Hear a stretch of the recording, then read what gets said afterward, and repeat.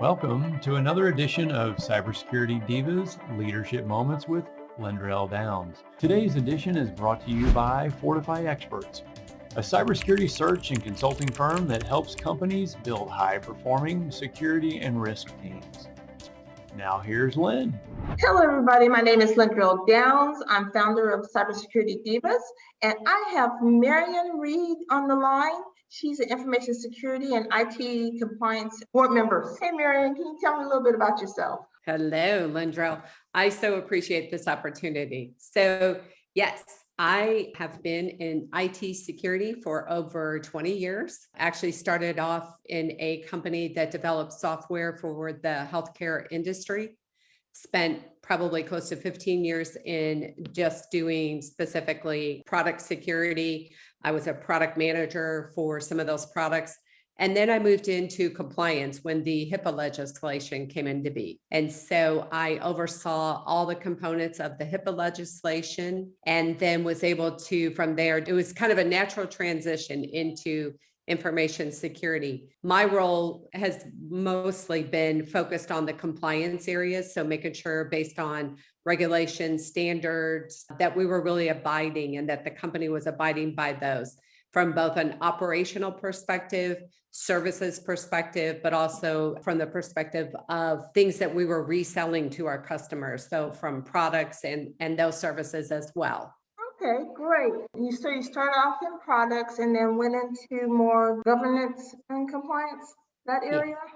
Okay, Yes. great. When you look at, back in the day, I'm going to say back in the day, they call it information technology, now cybersecurity. Can you tell me from then to now, what are the changes that you see? So I will tell you, when I took on, prior to HIPAA, like I said, my role at that particular point in time was making sure that we had some level of security in the products that we were selling into healthcare. And I would go into major hospitals and talk to the CIOs and their technical staff about security. And they were like, we don't do security in healthcare because everybody needs access to all the data. So it was like, get out of my face. Don't talk to me about access control, authentication of users, because we're going to share those user IDs anyway. So take your nice little idea and go on back, but just open this wide up because we need access to everything. Then we saw the HIPAA legislation come into play and huge privacy and security requirements in that legislation. And so that's really where we, in healthcare at least, where we really started seeing the importance and what we needed to do and the changes taking place. The financial industry, way ahead of healthcare. I think today you see a lot more of the same, but as we go forward, healthcare is now with all the breaches that are occurring, the laws that are in place, the privacy laws that are in place, a lot more concern, a lot more focus to it. It's an easy sell going into healthcare and saying, hey, we need to make sure that we've got privacy and security right. And like you said, healthcare and financial is a little bit different, but it's the same. Security is security. That's how I look at it. It is. I was actually talking to someone the other day about the controls, and we were talking about healthcare versus finance versus distribution, manufacturing. A control is a control. The main thing is understanding the business and what controls you need to have in place, because understanding the critical assets, the critical data, what needs to really be protected. Have you had any mentors that played a big part in getting you where you are today? I was thinking about that question because, as you know, security has been more of very much a male dominant field. Right. And so I can tell you over the past 20 years, seeing the number of females that are flowing into cybersecurity is very refreshing. But when you think about, did I really have a female mentor? I would say no, from the aspect of cybersecurity. I tapped into other mentors. I can think of a couple. One was an attorney, one was the CIO. And so really leveraging them.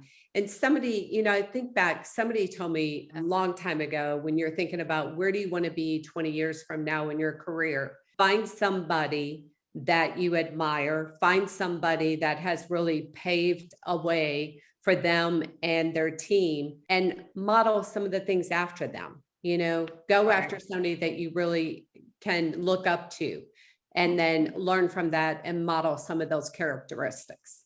Okay, I like that. So out of those people that have mentored you and to where you are today, can you name a few if possible? One of the ones that I learned a lot from, so from a cybersecurity perspective, I will tell you, former CISO Mike Wilson was a huge mentor to me and really helped me along in my career path. Two other ladies that were very significant for me was Loretta CISO, who is chief counsel now for Change Healthcare, and then Lisa McVeigh, who was our CIO at the time. And so I learned a lot by working closely with those ladies. They did a lot for me as far as mentoring and really being able to work closely with them. I can name a handful of people that I think really did help me, but those three really stick out. What has been the greatest challenge with getting to the level you are today? So in information security, you've got to have a technical aspect to your bag of tools that you bring to the table. It can't just be compliance. And that's been a very hard struggle for me from two perspectives. One is just because of the coming up in the IT world, very male dominant world, and then going into cybersecurity, where again, it's a very much a male dominant world, is being very reluctant to come to the table with ideas when it's a technical discussion. Because typically you find males are very strong in that area. They're very forthcoming. Their opinions are very strong. And so it was trying to really be okay with dealing with strong personalities. I had to learn that. It didn't come natural. It didn't come easy. So I really had to work on that aspect of it. And working in that, what did you do to change? Really worked on my confidence level, did my homework before I went into a meeting, tried to make sure that what I was bringing to the table was relevant, that it was accurate, and be okay to say, I don't know the answer. I'm going to go do the research, but can't always have the answers to everything. And I was very reliant on my team. So when I was managing a team of technical resources, I was very dependent on them to bring that aspect of it to the table. I asked a lot of questions of them. I'm sure some days they got very frustrated with me, but I'm not going to say I know something, or maybe I'm 75% there, but not 100%. So I'm going to ask a lot of questions. I want to take it off topic just a little bit. Okay. What is the latest or the best book you have ever read? You know what? I'm probably not going to be able to name it, but it is all about how do you bring your teams together? How do you respect each other? How do you appreciate the different views that come into play? Of all the teams that I've managed and the teams that I've been part of, the strongest team is where there is respect for one another, and there is ability and freedom to come to that table with your ideas, and you're not going to be, knocked down. You're going to be heard, and everybody's opinion is going to be thrown out on the table, and decisions are going to be made together. That's the strongest team that I've seen. And I think we need to do more of that. I think, and in particular today, we get so busy and there's so much going on that we forget to take that time to really stop and listen to everybody and let everybody's opinion come in and everybody's opinion matter. So if you're at work all day and you get home, what do you do to relax? I will tell you my favorite thing to do when it's nice out is to go sit on my deck, play nice, relaxing music, have a nice glass of wine. And that's my favorite thing. So all my friends, everybody that I hang out with knows that I love wine. And I love it from the perspective of, I just enjoy a really good glass of red wine. And I love to figure out how to pair it up with great food. Oh, sounds great. That's my side hobby. I love it. I love it. All right. Well, let's get back on topic.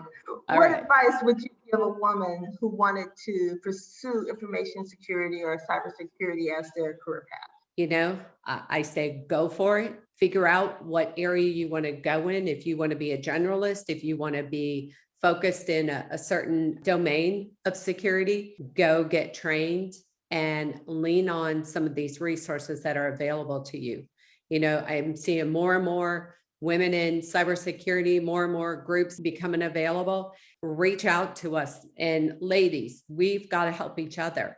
So I think opening up to be a mentor to females that are coming into this career path, let's help them. Let's really figure out, how we educate, and maybe we even start providing some of the education programs that will really show them, what is this domain about? What does this mean? And give you that information so that you can pursue the career. I think there's a lot of opportunity. I think most companies recognize that there's a shortage of females in cybersecurity, so they're open to hiring females into the cybersecurity space. I think we've got to work together and support each other. That is so true. So what would you consider the biggest concern about the current state of preventing cyber threats today? I think just how do you present the risk to your board and to your senior leadership so that they understand what the real risk is, and they can put the appropriate amount of funding and resources to mitigate the risk. I think companies for so long have really focused very broad and not really taken the time to really understand what the true risk is to this company and to their data and to their critical assets. And I think that if by doing that, it allows you to really focus your programs to what really is important to the company. And going back to somebody coming into this area, you can't come in and just do cybersecurity. You've got to do it in a business related aspect. So you've got to come in and understand the business. You can't come in and just do access controls if you don't understand what you're trying to protect and why it's important to protect it. Same thing with presenting that to the executives or to the board members. It's all about how we present that information and making sure that we can really tell the story when we get in front of them. Going back to your advice to mid-level people, what do you think about education versus certification? I mean, they're two.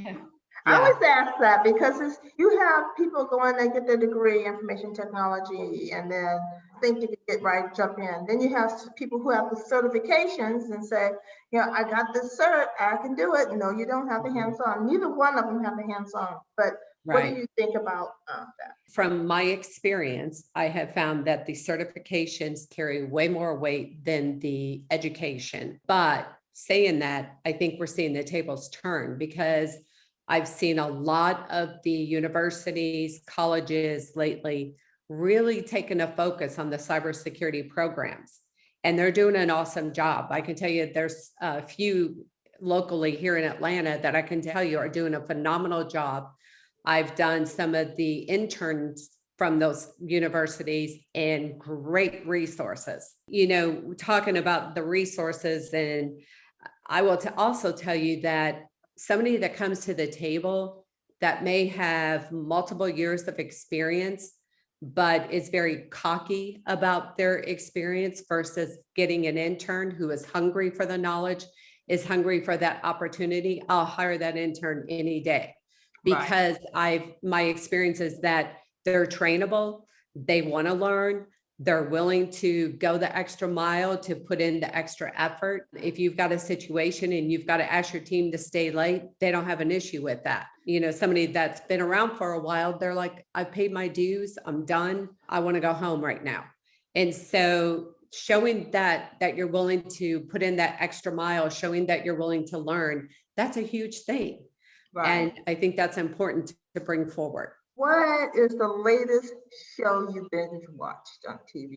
Oh, okay. Well, I will tell you. So my husband and I are Netflix fans. Oh my God. No commercial. And so everybody has been like, you've got to watch this. You've got to watch this. So I have a note in my phone where I'm keeping a list of all the shows we need to watch. Okay. So our latest one, which is several years old, because a lot of people I talk to, they're like, oh, I've already seen that one, is Heartland. Okay, yeah. It's filmed in Canada. The scenery is phenomenal. It's really great. I'll tell you another one I watched earlier this year, which was just a great comedy, is Heart of Dixie. Okay. And that one was just a lot of fun, just really funny. So yeah, those are the two we're focused to right now.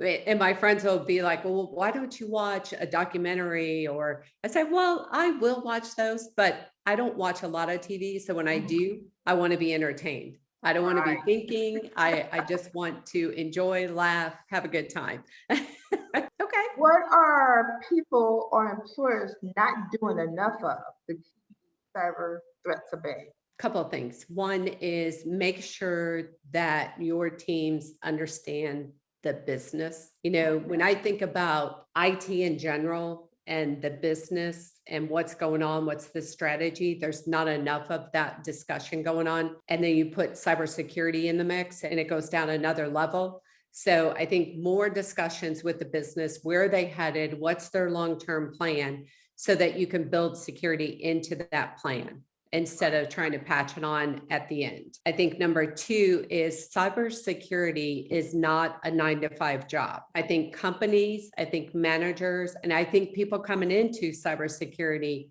don't all realize that cybersecurity happens 24/7. You never know when a situation is going to occur.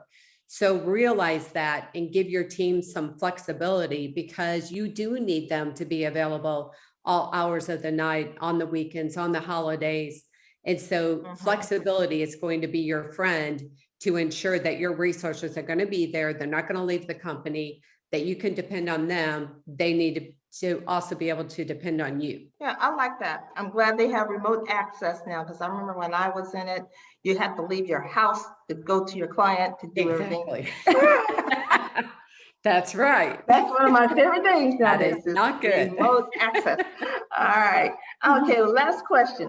Where do you see the biggest opportunity to improve cybersecurity? I think one is how we grant or how we authenticate our users. I think we've really got to get way beyond where we are today. You know, even with two-factor, that's great. And I would say any company that doesn't have two-factor deployed is presenting themselves with a huge risk. But I think now the technology has taken us even beyond that. And it's really about following your data.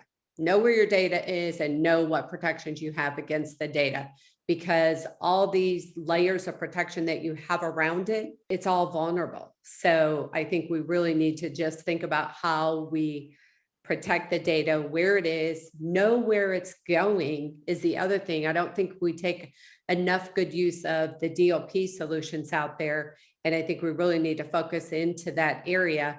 And then making sure that you've got the right monitoring setup, Right. you know, so that you are triggering on anomalies. We've got so much alerting going on, and it's just busy work, that we're missing the key aspects of the monitoring that could go on today that would really help us detect that, hey, somebody's in your environment, go check it out. That makes sense. Well, Marian, I actually appreciate you and doing this interview with me and being the diva that you are. You are a driven, inspirational, visionary woman that has taken action in security. You are a cybersecurity diva, and thank you so much.